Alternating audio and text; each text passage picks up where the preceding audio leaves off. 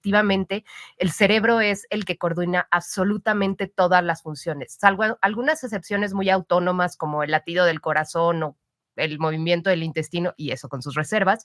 Todo, absolutamente todo lo que hacemos en todos los niveles está controlado o por el cerebro o por la médula ósea o por el sistema Ujú. nervioso de alguna forma, ¿no? Y sí es bien interesante, sobre todo desde el punto de vista evolutivo, cómo nosotros llegamos a esto, ¿no? Las vías de recompensa, para aquellos que nos escuchan, son esta forma en la que la evolución ha apoyado aquellas cosas que son buenas para la especie. Entonces, para nosotros como especie, comer es bueno, tener interacción social es bueno, la reproducción o la actividad social es buena. Entonces, generalmente estas actividades activan estas zonas del cerebro o las vías de recompensa que nos hacen sentir bien para que queramos seguirlo haciendo y entonces la especie Claro. se propague. La corteza frontal hace un montonal de cosas. Es, por ejemplo, la que integra nuestras memorias, ¿no? O sea, un ejemplo que yo siempre doy en las conferencias sobre estrés, ¿no? O sea, yo veo una cosa peluda ahí que gruñe y yo nunca he visto eso, pero recuerdo que de niño vi un libro donde había una cosa peluda que gruñe y decía que era un león y los leones se comían gente. Ese proceso de integrar la información lo hace la corteza frontal, pero también la corteza frontal va a decir, ok, no, no, espérate, eso es un león de verdad y está aquí o es un dibujo de un Es león. decir, Entonces, si es un ¿corro león de o me verdad, quedo? corro.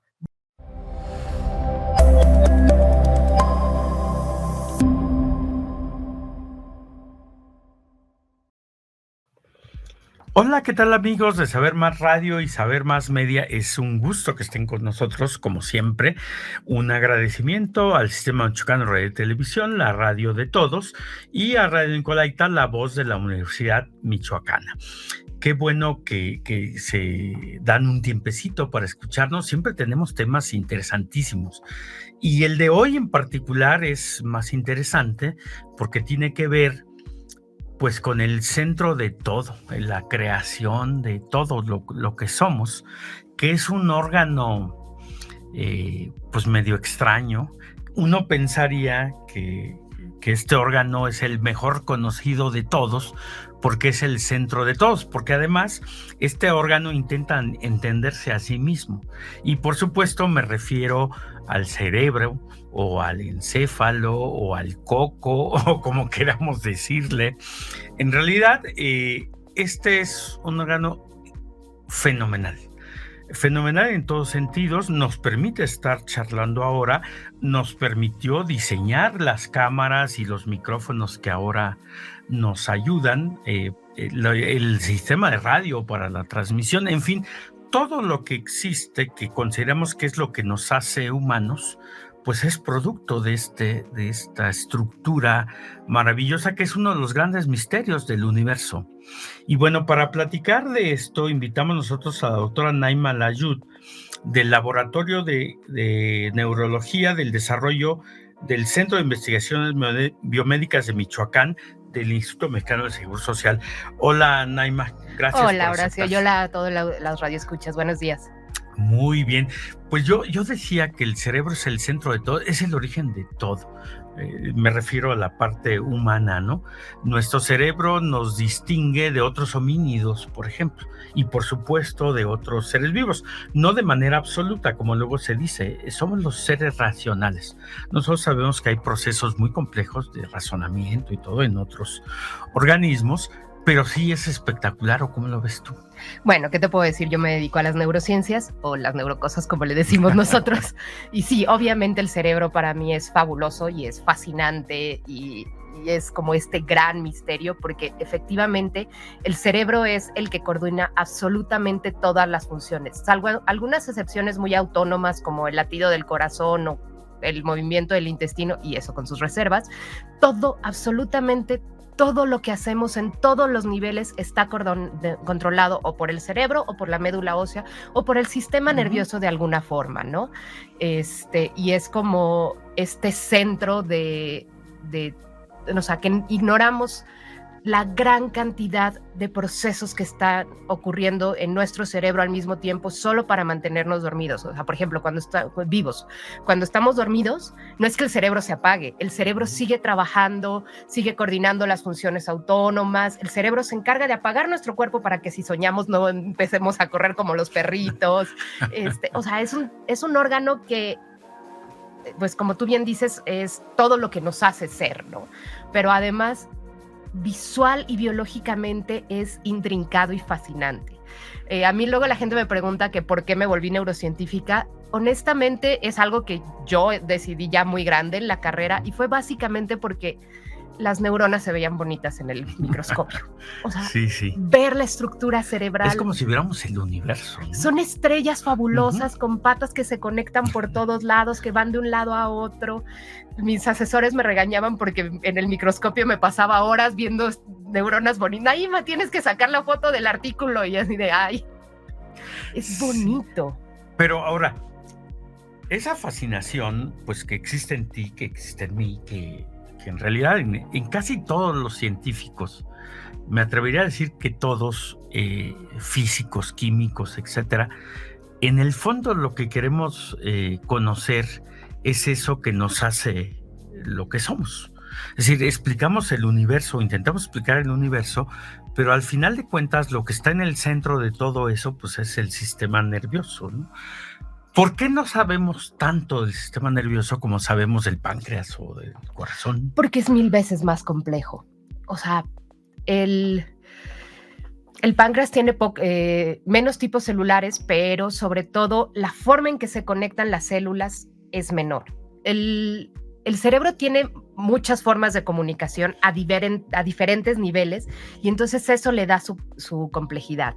Tenemos por un lado la comunicación eléctrica, que también esa ocurre en el corazón, por ejemplo, o en otros tejidos, que es cuando un impulso eléctrico se pasa de una célula a otra. Pero no es tan sencillo. La gente piensa que es un cable, ¿no? Que pasa de uno al otro, cuando no es cierto. Las células, las neuronas sobre todo, tienen una... Ok, hay de muchas formas, tamaños y colores, pero la neurona que siempre nos dibujan en todos lados tiene una forma como de un árbol, donde tiene una gran cantidad de dendritas o patitas, luego un soma, que es el centro integrador, y luego un axón, que es el que le pasa el mensaje a otra célula. Entonces, siempre creemos que la comunicación es algo lineal, ¿no? Que pasa de aquí, tun, tun, tun, y se releva, cuando no es cierto. Las células reciben comunicación en todas sus dendritas, y entonces tiene que haber un balance, y de alguna forma la célula integra, dice...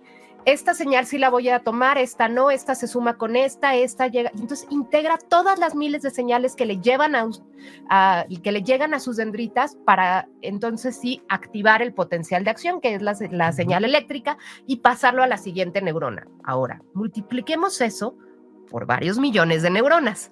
Además, tenemos células gliales, que las células gliales también están trabajando con las neuronas y las controlan, ¿no? Y dicen, apágate, apágate, préndete, préndete.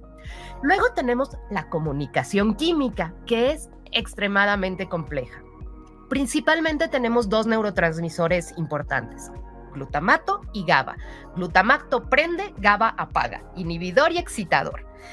Y todos los demás neurotransmisores de los que escuchamos, serotonina, dopamina, son moduladores. Entonces, son toda esta gran cantidad de moléculas químicas. Hay neuropéptidos, hay hormonas, hay una variedad inmensa de cosas que están controlando qué tanto funciona el glutamato. Entonces, tenemos las señales que llegan y luego este le dice, préndete, y luego este le dice, apágate. Entonces, se suman y luego llega un neurotransmisor modulador y le dice, no, espérate, contrólate tantito. Entonces, todo eso está funcionando solo a nivel de una célula. Fíjate, yo luego platicando con mis estudiantes les digo, imagínense que pasa la chica o el chico de tus sueños y tú lo ves.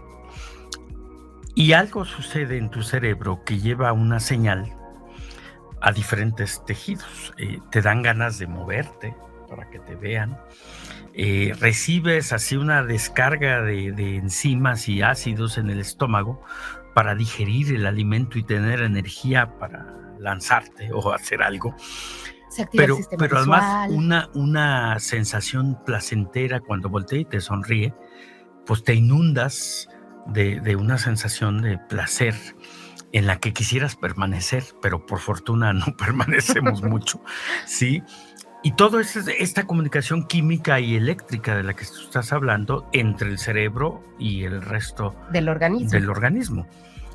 Bueno, tan es así que las drogas, estas terribles, sustituyen o imitan los efectos de esta comunicación, pero sin llegar a donde deberían de llegar. Y nos pueden hacer totalmente dependientes incluso olvidar comer, cuando hay señales que te dicen es hora de comer. O como el TRANC, que por ejemplo inhibe el control respiratorio y es común que la gente muera de asfixia porque... No sé si lo han visto, pero estos videos de los zombies en Filadelfia, las víctimas de TRANC que empiezan a tener una inhibición periférica y entonces pierden la movilidad y se empiezan a caer y pierden como el control del cuerpo y pueden incluso morir asfixiados. Es como si le metiéramos nosotros un bloqueador de los diferentes sistemas de comunicación, como si le desenchufáramos algunos cables. Sí, y además es bien triste porque las personas no solo tienen desconectado toda esta función de su organismo, sino que además, al estar activando las vías de recompensa o las vías de placer a través de las otras drogas que ponen con el TRANC, la persona está sintiendo placer. Y entonces no se está dando cuenta que le están pasando estas cosas. Exactamente. Y sí es bien interesante, sobre todo desde el punto de vista evolutivo, cómo nosotros llegamos a esto, ¿no? Las vías de recompensa, para aquellos que nos escuchan, son esta forma en la que la evolución ha apoyado aquellas cosas que son buenas para la especie. Entonces, para nosotros como especie, comer es bueno, tener interacción social es bueno, la reproducción o la actividad social es buena. Entonces, generalmente estas actividades activan estas zonas del cerebro o las vías de recompensa que nos hacen sentir bien para que queramos seguirlo haciendo y entonces la especie se propague. Pero nosotros somos una de las pocas especies que puede enmascarar esto. Lo podemos hacer con otras cosas que nos resultan placenteras que evolutivamente no tendrían mucha importancia, como el arte. O sea, como por qué evolutivamente el arte nos causa placer y sin embargo nos causa placer y activa estas vías, ¿no? Pero también con las drogas. Y eso es algo que nos hace únicos, no solamente nuestra conciencia. Aunque, algo que siempre me gusta hablar mucho en estas oportunidades es que tenemos que tener claro que en la escala evolutiva no somos una excepción. Somos un paso más. La escala evolutiva es una tonalidad de grises. No es que nosotros tengamos conciencia y los animales no, o nosotros tengamos adicciones y los animales no. No, las cosas van apareciendo en un gris. Los animales tienen atisbos de conciencia, no con las complicaciones que tenemos nosotros, pero empieza a aparecer. Entonces, cuando decimos que son cosas que son exclusivas de nosotras, no son completamente exclusivas de nosotros. En los animales también aparecen cosas similares. Hay estas historias de los animalitos en África que consumen frutas fermentadas y se ponen borrachos, ¿no? Sí, osos que comen miel que está contaminada con algunos alucinógenos y andan ahí bien felices. Andan ahí viajando. O también, por ejemplo, los bonobos, que son de las pocas especies que tienen sexo por placer. Entonces no es algo, o sea, claro que es algo de nosotros, pero ojo, no es completamente blanco y negro, ¿no? No es solo nosotros y somos los únicos y estamos aislados. Hay atisbos en la evolución. Estoy ahorita pensando en esta película de dos mujeres que escapan en un automóvil y se van al precipicio. Thelma y Luis. Thelma y Luis. Entonces, bueno, el cerebro te genera placer al aumentar la velocidad del auto. Lo cual es peligroso, ¿no? Sí, pero llega un momento en que te dice aguas, bájale, y sueltas el pie. Pero en esta película se ve muy bien cómo saltan al vacío. Pero ese no es tanto el asunto del placer, que sí es el placer, pero eso es algo muy interesante. Como te decía, nuestro cerebro todo el tiempo está balanceando los estímulos positivos y negativos, desde el nivel neuronal hasta el nivel de sistemas y también al nivel de nuestros sentidos. Entonces, también todo el tiempo, así como con los músculos, que tenemos un músculo que tensa hacia adelante y otro hacia atrás y estamos en un balance, también nuestro cerebro, hay estructuras que nos dicen, haz esto, y hay estructuras que dicen, no, controla. A ver, mira, te voy a interrumpir ahorita, vamos a un corte y regresamos con este punto que es interesantísimo. No claro le cambie. Sí.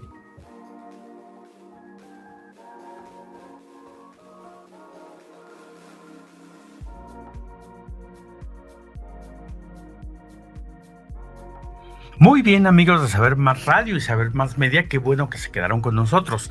Estamos hablando con el origen de todo, con el cerebro, sobre el cerebro. Y bueno, antes de mandar a corte, estamos platicando de una película que además es muy buena en todos sentidos, es ya un clásico, Thelma and Louise. Por cierto, una de las primeras de Brad Pitt. Sí, ahí sale casi de extra Brad Pitt, ¿no? Pero esa escena que ya es icónica, que ya es clásica, de cuando saltan al vacío, perdón si ya la vio, en eso termina la película. Hasta en Los Simpsons se burlan de eso. En todos lados aparece. Entonces yo decía, bueno, pues sentimos placer cuando le subimos a la velocidad del auto, pero también, yo decía, también hay un momento en que se tiene que desconectar. Claro, y entonces justo eso es lo que te decía, que el cerebro todo el tiempo está balanceando los estímulos que te llevan una cosa con los otros. Y ese ejemplo en particular depende de un fenómeno que se llama el control de impulsos, otra de las cosas que nos hacen únicos. El control de impulsos depende de una parte del cerebro que es la corteza frontal. Y como muchos saben, evolutivamente nosotros somos de los primates que tenemos la corteza frontal más complicada. Grandota, ¿no? Y entonces nuestra corteza frontal hace un montón de cosas. Es, por ejemplo, la que integra nuestras memorias, ¿no? O sea, por un ejemplo que yo siempre doy en las conferencias sobre estrés, ¿no? O sea, yo veo una cosa peluda ahí que gruñe y yo nunca he visto eso, pero recuerdo que de niño vi un libro donde había una cosa peluda que gruñe y decía que era un león y los leones se comían gente.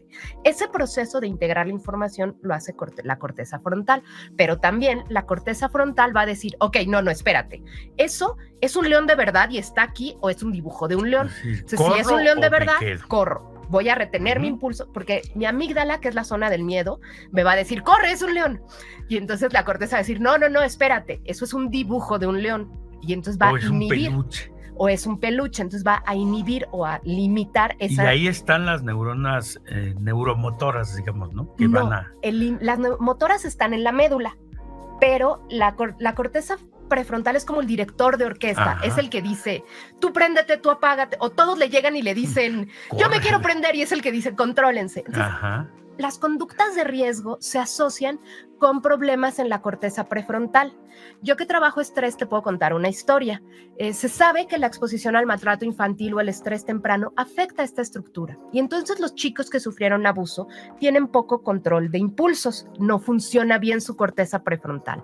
Una colega que es psicóloga me contó una historia fabulosa que siempre la repito en todas las entrevistas. Estaba entrevistando a un chico que estaba en un tutelar y el chico estaba en la cárcel porque asaltó un Oxxo. Y entonces cuando le preguntaron, le dijeron, ¿por qué asaltaste el Oxxo?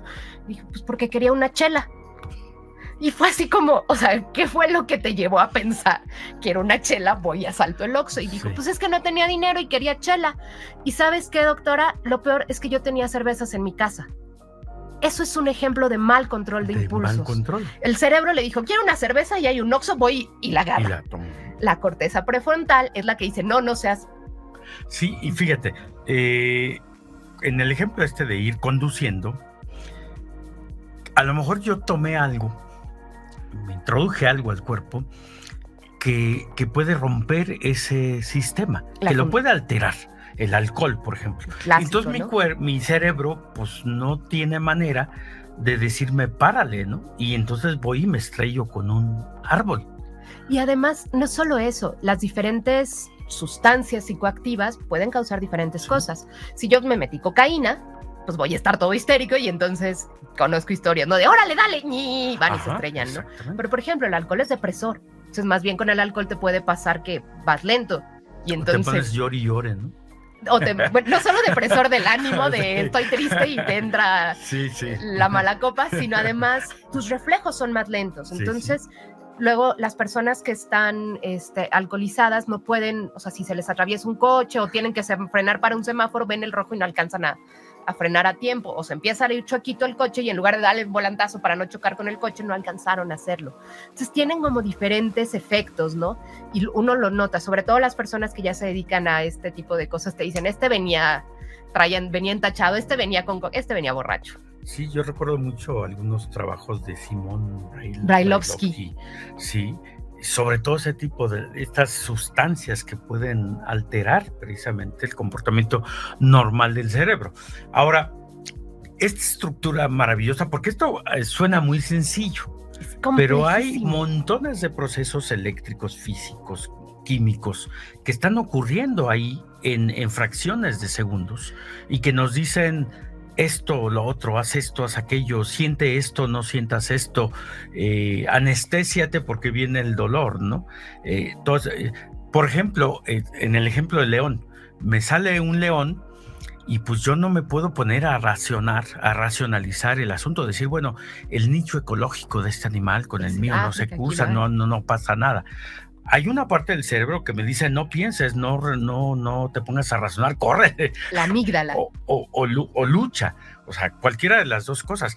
¿Cómo llegamos a tener este cerebro? Yo sé que no es una pregunta para 2 minutos, pero este proceso evolutivo a mí me parece también fascinante. ¿Cómo nuestro cerebro llegó a ser lo que es? ¿En qué momento?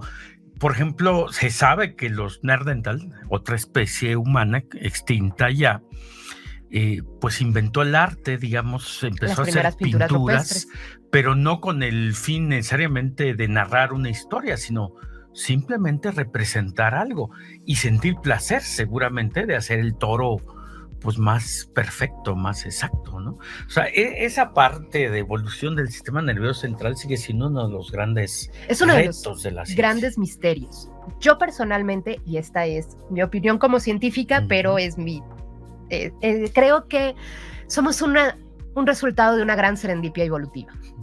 La evolución, como científica, no es que tenga una intención de hacer algo. Las cosas pasan, ¿no? Sí. Y a veces hay serendipias que de pronto esta cierta adaptación funcionó para dar un rasgo que nos hacía más capaces de sobrevivir. El tener buenas manos y una buena visión hace que las probabilidades de cazar y sobrevivir sean más altas, pero también nos hizo buenos pintores. Yo creo que son serendipias y los sistemas estos como de control han evolucionado desde siempre. A veces pensamos que son exclusivos de nosotros, pero no es cierto. Los gusanos, la plicia, tú los picas y tienen un atisbo. No es propiamente una respuesta al estrés compleja con hormonas como la de nosotros. Es el león, no es el león, voy a activar las hormonas. ¿No? Pero pues se retraen, ¿no? Empezó ahí y en la evolución los organismos que tenían esta capacidad de responder pues se reproducían. Y luego fueron apareciendo serendípicamente otras cosas que lo hacían más complejo, pero más útil.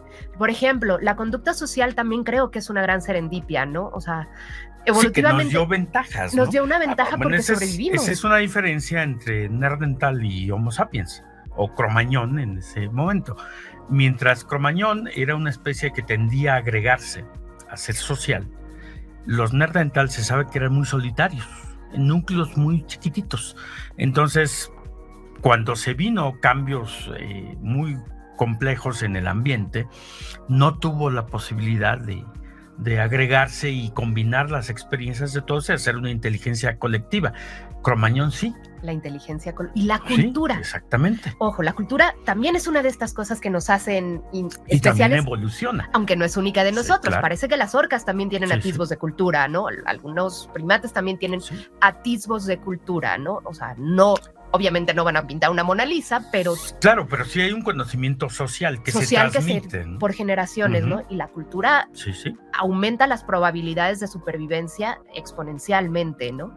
Y ahora que lo mencionas, por ejemplo, una de las cosas que me gusta siempre aclarar es que, contrario a que la gente piensa, la ciencia no es dogmática. La ciencia está evolucionando todo el tiempo y entonces a veces en los programas de divulgación podemos hacer como afirmaciones muy categóricas. Los neandertales se extinguieron, ¿no?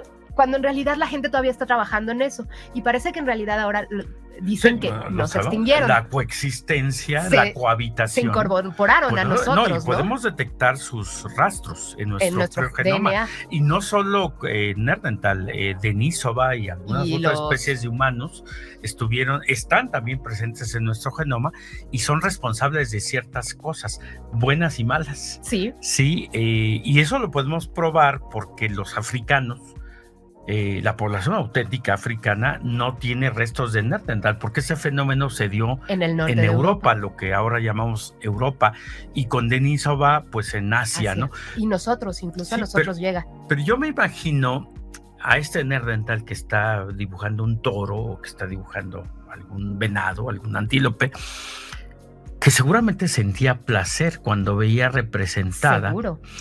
Lo mismo el Cromañón, pero además había una experiencia colectiva, es decir, yo pintaba algo y los demás lo comentaban o lo disfrutaban, como nosotros ahora ir al cine. Y entonces eso fue pasando la experiencia y otros quisieron reproducirlo, repetirlo, y de ahí surgió el arte. Quiero pensar que así fue, Además, ¿no? es otra de estas serendipias de la evolución. Yo no soy bióloga evolutiva, pero de lo que he leído, una de las propuestas es que el haber desarrollado un cerebro grande que nos permita cazar, nos permitió cazar más eficientemente y cocinar.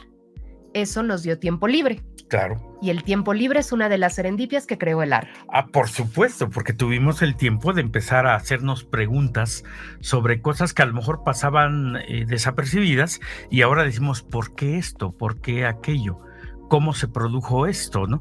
Esto, mira, evidentemente no se agota este tema en un programa de media hora, pero sí creo que nos sirve para decirle a nuestro auditorio, intenten entender el cerebro y se van a entender a ustedes mismos, ¿no?